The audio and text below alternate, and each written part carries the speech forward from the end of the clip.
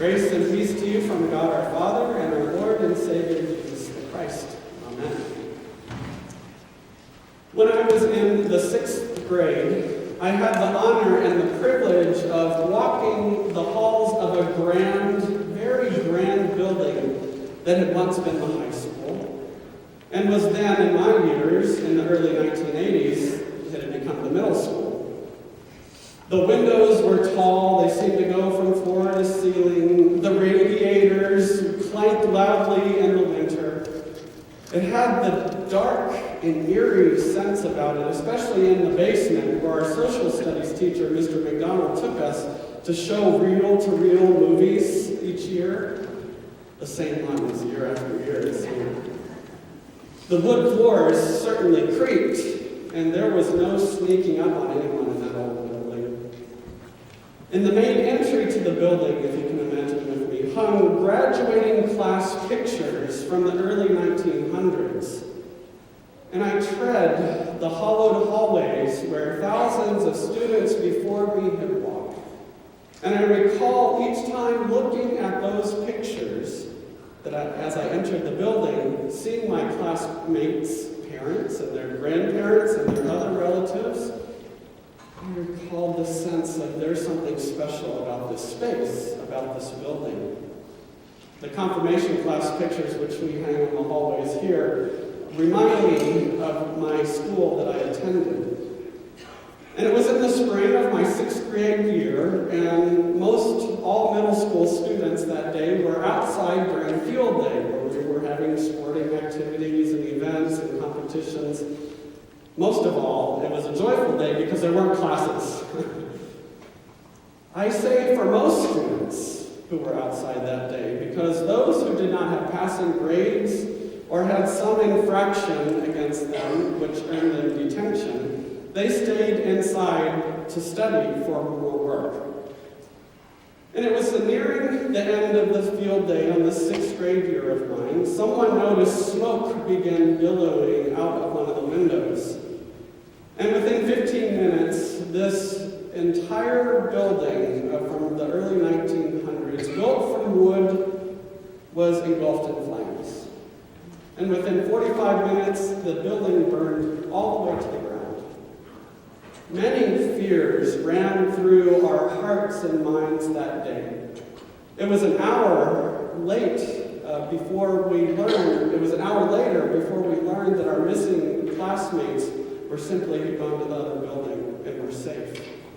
Miraculously, not a single person was injured, and our lives and our community and our school were forever changed.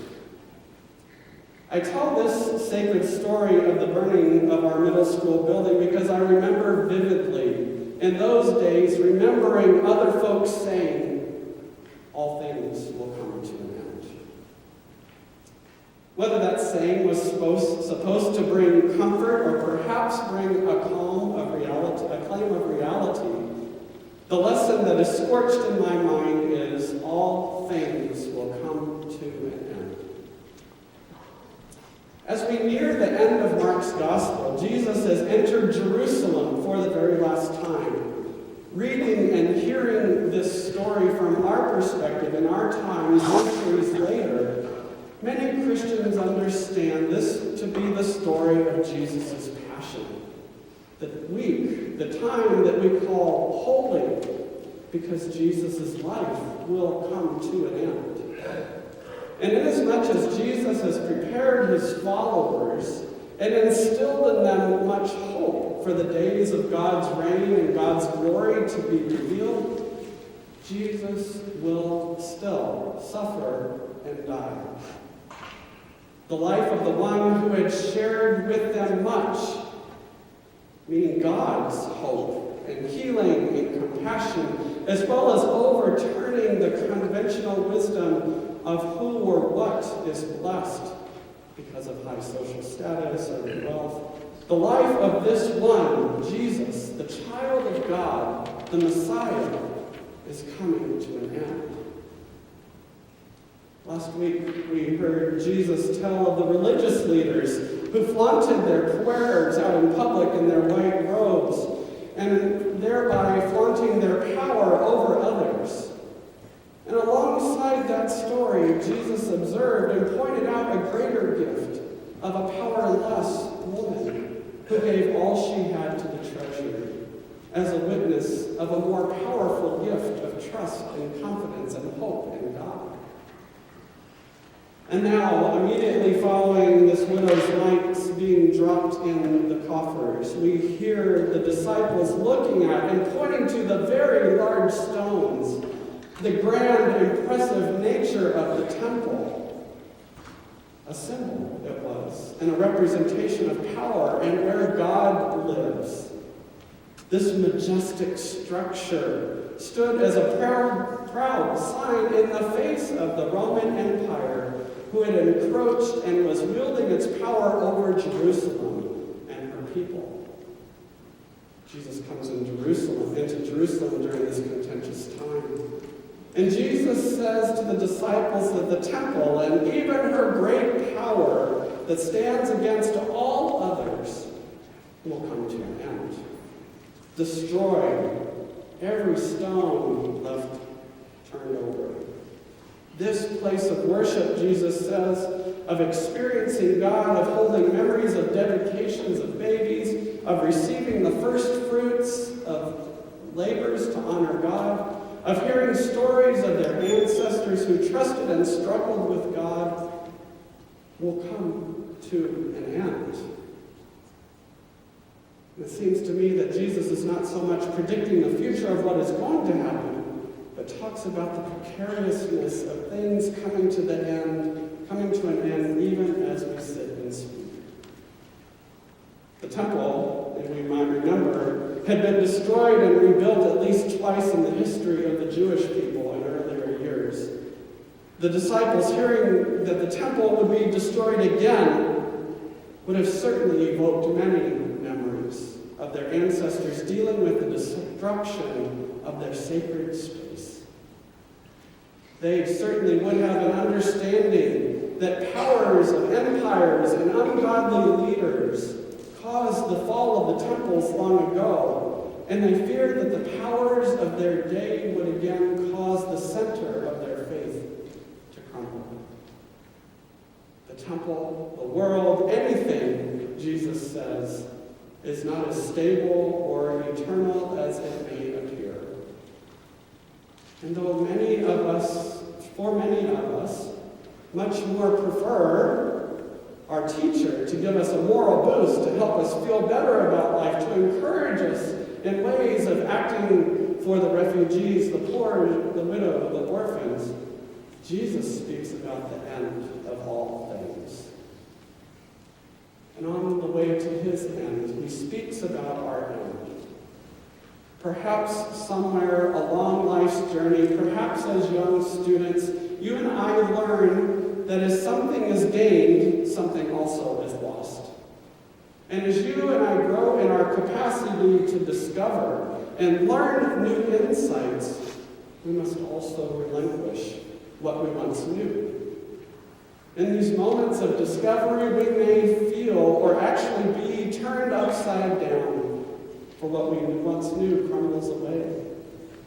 For when we think we know everything, we are quite discomforted in the reality that we actually, and in reality, know nothing to very little.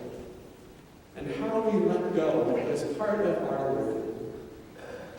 I remember in my days of studying chemistry, you know those stick models with the sticks that are connected together, little balls on the end, you know of which I speak? That some people have a visceral reaction when they talk about science and chemistry. But those little stick models, a little V with two balls on the end, and one will be hydrogen, two hydrogens, and an oxygen. Right? Many different shapes and forms. But then it turned my world upside down when I learned that those sticks and those balls really weren't real. Those were just representations of these electromagnetic fields, that all kinds of things were going on in these shapes and forms. That hydrogen didn't look like that. It looked like something, and it was in motion, and it required mathematics and quantum mechanics. I was frustrated because I thought I had it all down pat. My little sticks. And it took me a long time to let go of my simple understanding of molecule atoms to give way for a new and complex and perhaps even more difficult learning about relationships between particles and how they act and react with each other under different circumstances. And years later, though, I discovered that studying chemistry also gave me a framework of understanding human relations. And the difference between drawing stick figures of people is not the reality of how we all live and breathe and move and react and respond to each other. As simple as I regularly wanted to view human life and humanity, I find that letting go and letting those stick figures die in me, those simple ways usually opens the floodgates of new understanding. And as difficult and heart-wrenching as it can be, new insight is gained. Birth pangs, if you will. This week I'm also reminded of St. Paul writing, "I will destroy the wisdom of the wise and discard the intelligence of the intelligent." It's not helpful for those of us who've been through a lot of school, is it? Just when I think I know what's going on, boom, all things come to an end once again. But hope is not lost, because I also hold on to, and we hold on to as people of faith, the claim that our faith, that God is Alpha and Omega, the beginning and the end of all things. And where there is God, the end of all things gives way to new beginnings. Birth pangs, Jesus says. Birth pangs, for those of us who have become parents and have either experienced or witnessed the birthing process and the life of raising children beyond that, you and I get a real harsh glimpse and understanding that lead to new beginnings, right? Perhaps it's not birthing, though. Perhaps it's the last day on a job. Perhaps it's the end of a marriage. Perhaps a pink slip of termination of a job. Or the rejection letter from a college. Or the empty nest. Or the death of a beloved. By God's grace, even these endings may be birth pangs that offer to us a new world, a new hope, a new reality. This journey of death that Jesus says is on will also give way to birth. And God, who journeys with us in our endings, is also our eternal love, our eternal hope, our indelible, Sharpie, permanent marker, written with the love and the love of Christ, and the love of God and the hope that Jesus gives will never end.